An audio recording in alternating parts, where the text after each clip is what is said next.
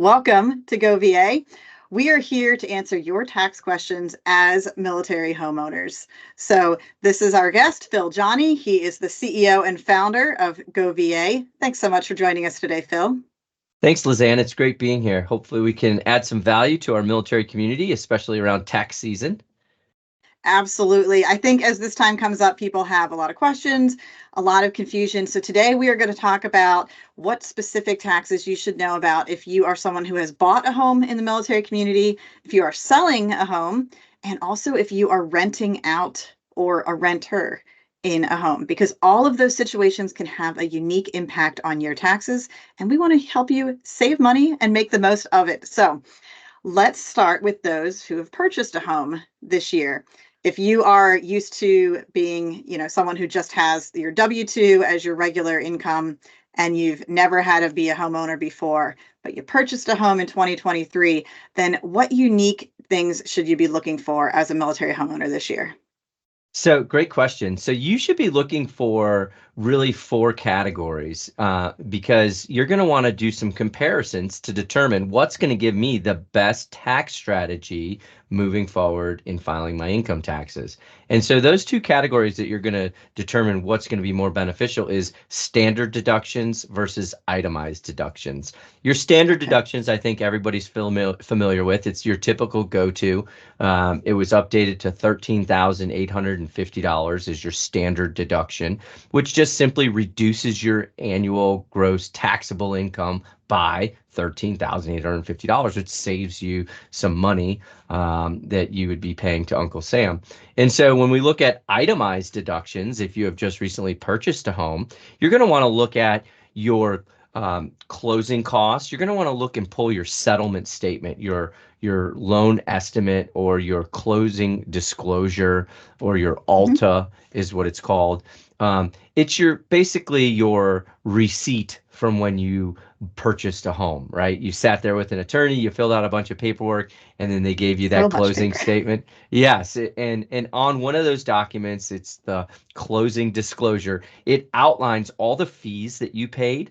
Those are all tax deductible, right? So when we talk about itemizing your taxes as a military member, you're going to want to pull up that closing statement from last year. You're going to want to also look at how much mortgage interest did I pay last year. So when you took ownership of the home throughout to the end of the year, December 31st, how much interest was paid? You can find that information from your loan servicer.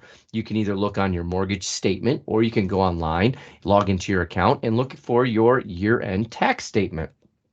The year-end tax statement is going to show how much interest you paid. Please note, it's really important. The year-end interest tax statement from your loan servicer is not the same as your closing disclosure or receipt from purchasing the home. Those are two buckets that are going to be added together in addition to one third bucket, which is your property taxes. How much property taxes did you pay? You'll add all three of those buckets together, and that's going to give you your itemized deduction total. There's two other things that you can add to that. Any charitable contributions if you donated any money. And then the other one is any out-of-pocket medical expenses that you had to pay. You would add all that together, and that itemized total, if it's greater than the standard deduction of $13,850, then you're going to want to go with your itemized deduction that's going to save you some money and put that tax refund right back into your pocket. Yeah, absolutely. So home ownership, I know that it can make that first tax season seem a little bit intimidating or frustrating, but it really kind of opens doors and presents new opportunities that you did not have before. Yes, you're paying more. You're paying for your mortgage. You're paying your property taxes. You paid when you did a closure on your home if you had any type of down payment and closing fees. But you're saying that we can kind of use some of those payments to apply them as itemized deductions and reduce the amount of overall taxes we have to pay, which is a good thing. Absolutely. And I really want to bring up too, because we came out of a higher interest rate environment over the last 2 years. And so a lot of lenders had been charging a point, a discount point, or an origination fee, which was giving the veteran or the service member a lower mortgage interest rate because they were paying a little bit more upfront in the fees. Because let's face it, home ownership became pretty expensive over these last couple of years, For but sure. it's not really that expensive if you can leverage and take advantage of the benefits that you've earned from serving. And so our goal is to help you understand what those benefits are at tax time. And so when you add up those points and fees that you've paid, we're talking it could be anywhere from 2 to 3 to 4. What was your closing cost, right? On average, closing costs can be $5,000 when Right. purchasing a home. So that's a $5,000 itemized deduction. Then you add in your property taxes, then you add in your mortgage interest of how much you've paid. That's all going to help reduce your gross taxable income, which is going to save you money. So if you were to actually calculate out what is the financial value of purchasing a home, there is three big significant values when you buy a house and you execute that benefit in the VA loan. You get your equitable growth, which means your property value is Mhm. increasing every single year, right? That's your asset. Your loan balance is decreasing every single year. And the difference between your loan balance and the value of your house is called equity. That's how much of the home that you own that you have as far as like a piggy bank, your forced Right. savings account, retirement fund, that starts growing pretty significantly year over year. So when you add up those values, it turns out that you could actually own a home for a whole lot less of what you would be paying in monthly rent when you start really leveraging these benefits. And it's so crazy every time we sit down and we're talking with consumers and we go through some of these strategies that someone will start the conversation with, I never thought I could buy this house, or I really needed to be on this monthly payment, this budget, or I needed to stick at this purchase price. And the reality is, it could be vastly different once you add in these benefits and talking with a professional that really truly understands it. Yeah, that's awesome. So we definitely want to make sure that people are able to take advantage of all the benefits that are available to you as a homeowner. And if you are new, it's a lot to navigate, but GoVA is here to help you every step of the way. So that's for our new homeowners. Now let's talk about military families who have sold a home in the past year. Obviously, this happens a lot in military life. People acquire a home at one duty station and then they move somewhere else. And at some point, you're going to want to sell that home. So, what do your taxes look like in the year after you've sold a home? Sure. So after you sold a home, let's say you've made a profit. The good news when you are buying and selling real estate and leveraging your VA benefit is you can sell and make a profit up to $250,000 that's tax free if you're single, filing single, or if you're married, filing jointly, you can generate up to $500,000 where you're not going to pay any taxes when you sell that house. So that's a straight asset. That's profit right into your pocket that you're not going to pay taxes on. Very different than if you were to invest in the stock market and in just a year or 2 years you generate, some equity in your stocks, you're going to pay taxes on that. Whereas in your home, you're not up to those specific dollar amounts. 250,000 single, 500,000 jointly married. Yeah, that's a great thing to know. It's called capital gains tax either way, right? Whether you're gaining capital Right. on selling your home or on selling your stock. But it's great to know that there is that buffer. And I believe it's important to note that there is a clause for military service members who have been sent somewhere else. If you've received orders to leave a home, if you've received orders to live overseas, it does change the amount of time that you're required to have lived in that home as a primary residence, because you definitely want to be talking to your attorney or someone who can give you great advice on how long you need to live in a home before you can sell it and still avoid that capital gains tax. Yes, absolutely. Now, what about this in between situation that a lot of military families find themselves in, where we are either owning a home that we rent out to someone else at a duty station, or we become renters ourselves for various reasons. What type of tax situations do renters or homeowners who have renters need to know about? Yeah, great question. There's a couple really important things to unpack there in that question of yours. Number one is what's the best way to execute that strategy overall? Because we've seen a lot of military members assume or think that they're able to move forward in purchasing a new property, and they find themselves stuck in between in limbo Mm, because of some things that they may have jumped the gun on. And so what does that look like? That looks like when you are departing a residence, if you know and you're doing a PCS move and you're departing that residence and you know you're going to rent it. And so in your mind, you're thinking, hey, I've got a renter. I'm going to go ahead and execute that lease agreement. We know that we're going from Arizona to Florida. And so we're going to go ahead and just immediately rent that home out. And let's move our family to Florida and do a short-term rental while we get a look and feel for where we want to live, where we want to buy sure. our next house, right? And so what happens is if you then establish another residency right after you depart your current residence, then the mortgage lender has to qualify that original departing residence has to qualify that debt against you versus if you were to just come from your departed residence into your new residence, the lender is able to accept a lease agreement to offset that payment of that departed residence in Arizona.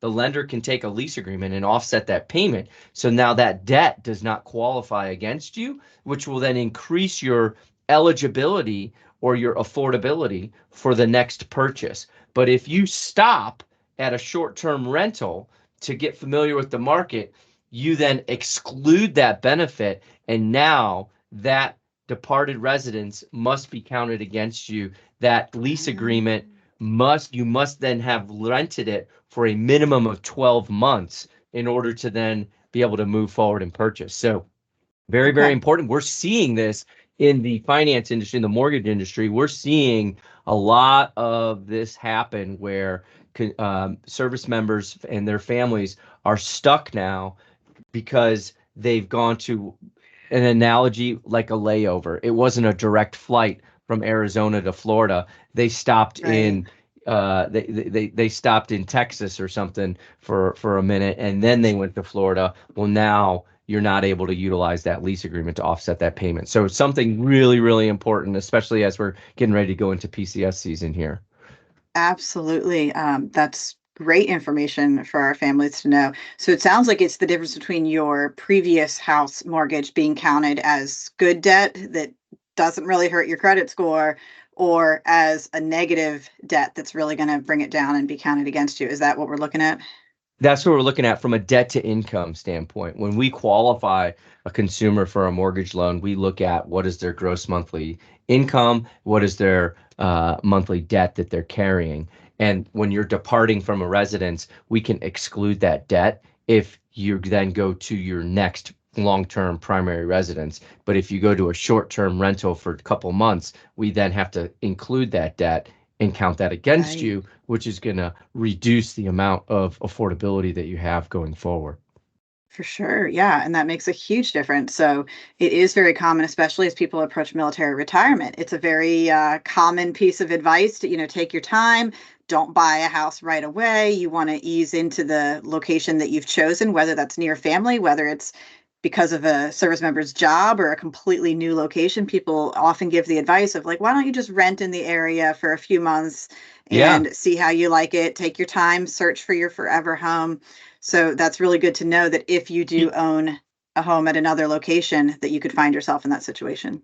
absolutely. And you're going to see more of this as we go into 2024 and into 2025. And the reason is if you can rent your current home out, you want to rent it out. That's really how you're going to leverage and build wealth in real estate Sure. utilizing your VA benefit because a lot of these homes are sitting with a 2 to 3% interest rate. So you don't want to sell that property. That's an asset. You want to rent that out and if the consumer might say, well, if I rent my property, then I'm going to have that mortgage debt and it's going to prevent me from getting another VA loan when I move. And that's a myth. It's a total myth. That's not true. Good. You can rent out your current house, save that 2 to 3% interest rate, get a lease agreement that will offset the mortgage payment. That debt now no longer qualifies against you when you purchase another home. And you can use your VA benefit again to purchase another home.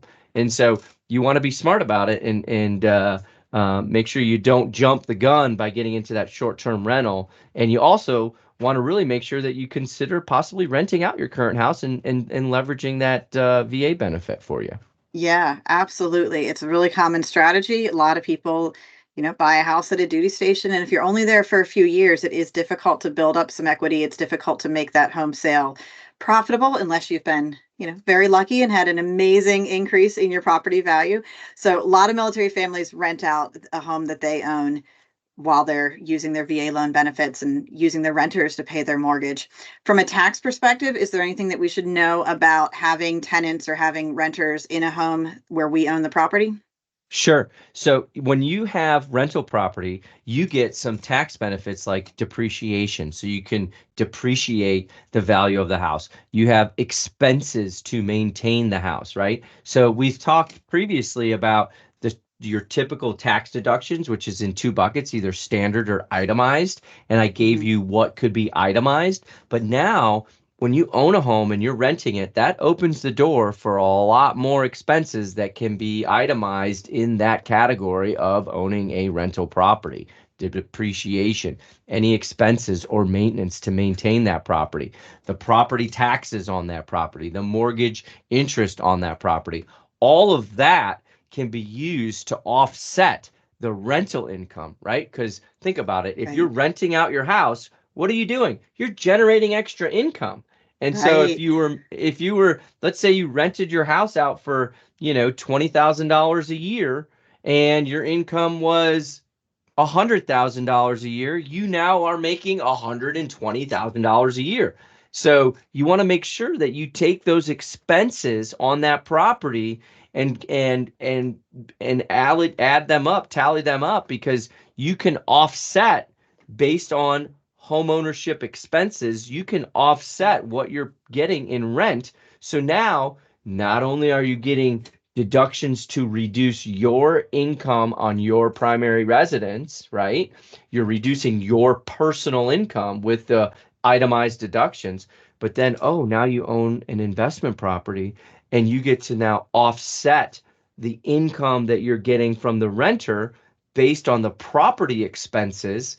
Right. So now you're not only taking home ownership and leveraging it to reduce your actual gross taxable income, you're also reducing another business, right? So renting a house and owning real Sure. estate, that's a business. And so now you're offsetting that income as well. So all in all, you're saving a lot of money from your property tax from owning multiple properties with your income tax strategy. And the best part about it is not only are you shielding or reducing your tax liability to the government by owning real estate, you're also owning an asset that's growing significantly each year, and you're not paying Hopefully. taxes on that asset. Yeah, hopefully. It's the housing market is pretty solid right now with a lot of the different guidelines and laws that went into effect in 2008 over the financial crisis. And so if you are a military member and you're thinking about buying a house and you're wondering, is this a solid foundation to step on in today's housing Mhm. market, I can tell you it absolutely is. One of the biggest things you go to immediately to determine are we in any type of turmoil in the housing market is mortgage delinquency rates. And, are people paying their housing payments on time? And the answer to that question is absolutely they are. You can go to Fannie Mae or Good. Freddie Mac's website. You can look up delinquency rates and you can see that they're at an absolute historic all-time low, which tells you that consumers are working hard to make those mortgage payments. Why? Because they're sitting on a 2 to 3% interest rate. No one's going to let that house go into a foreclosure. They're going to rent it out before it goes into a foreclosure, or they're going to sell it. Right. And so you want to make sure that you have that knowledge and confidence behind you to make these informed decisions so that you can leverage these tax benefits to really, help you start building up wealth and financial strength. For sure, absolutely. And I do want to mention while we're talking on that topic of owning a home or renting out a home, that it's really important for military families, especially if you're planning to use your VA loan. You do need to buy the home and live in it yourself first as a primary residence before you'd be renting it out to anyone else. If you buy the home specifically with the intention of renting it, and maybe you're going to live at that duty station later, maybe you're going to retire there. If you're not living in it first as a primary residence, that really does create some problems for the VA loan, doesn't it? Yeah, absolutely. The VA loan is only eligible for a primary owner occupied property. And so the benefit or the way you leverage that to build wealth in real estate is you occupy it for a year and then Mhm. you can turn it into a rental. And so as a military member, you have the best benefit out of anybody in America to build wealth in real estate, because if you're a civilian and you want to get into the housing market, majority of the time you're going to need a down payment. You're going to need equity out of your pocket to put towards that down payment. And if you're buying an investment property and you want to get into the investment game as a civilian, you're going to need a minimum of 20% down payment to purchase an Mhm. investment property. Whereas in a military service member, you can go in there with no money out of pocket, live in it for a year, turn it into a rental, and rinse and repeat over and over and over again. And before you know it, you've got a portfolio of properties that is growing at a nice appreciation rate with significant tax benefits to help reduce your gross annual taxable income. Absolutely. And it's a common strategy. Military families buy and sell and rent a lot of homes. So I'm really excited that we were able to talk through some of those tax details on home ownership and selling and renting of those properties. But let's talk a little bit more about what GoVA can do to help military families become homeowners, and specifically some of the resources that we have available on our website. Sure. We've got a lot of great tools and resources that is updated too, I might add. Our content is updated daily. We have a team of professionals constantly working on bringing the latest and greatest. And most importantly, I think, is it's secure. It's a secure platform with high security towards keeping all of your personal information safe.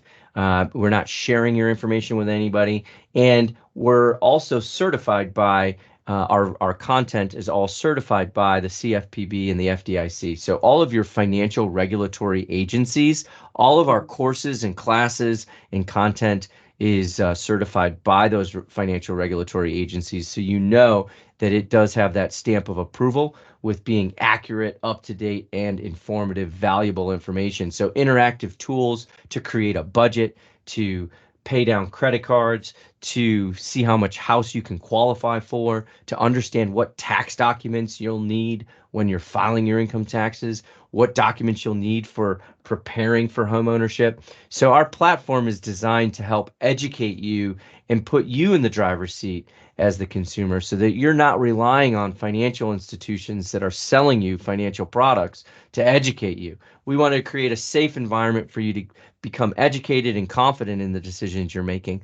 And then we take it two steps further. We also then will help prepare you for whatever financial vehicle or product it is you're looking for. And so we'll help walk you through what documents are going to be needed, how to Mhm. categorize those documents and organize it. And then the third piece is, once you're prepared and you have everything organized and you're ready to go, we're going to help deploy you to whatever financial institution you're trying to work with and or need recommendations or referrals. We've got you covered there as well. And so if you're also looking to speak to somebody and you don't want to just go through the technology, we have a concierge service set up for our service members, and that's made up of service members and military spouses. So we get what you need. And that's why we've got some of the best and brightest employed in our concierge service center to be able to help educate you and walk you through what that looks like. Absolutely. So GoVA offers all of these services and benefits through our digital membership platform called The Edge. And you will see a link where you can join The Edge. Membership is provided for free to service members, veterans, and their spouses. So if you fall into one of those categories, we absolutely encourage you to become a member of The Edge today.